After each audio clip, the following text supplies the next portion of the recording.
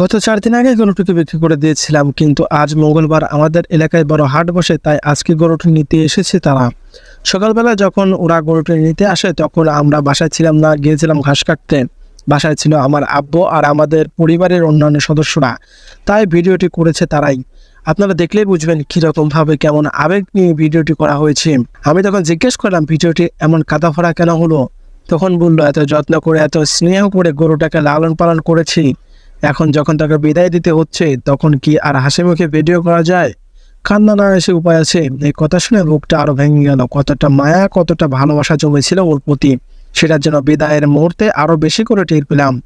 হ্যাঁ, খারাপ তো লাগবেই, কারণ এই গরুটিকে আমরা অনেকদিন ধরে পরিবারের একজন সদস্যের মতোই পালন করছি। টাকার প্রয়োজনে প্রিয়টিকে ছেড়ে দিতে হলো।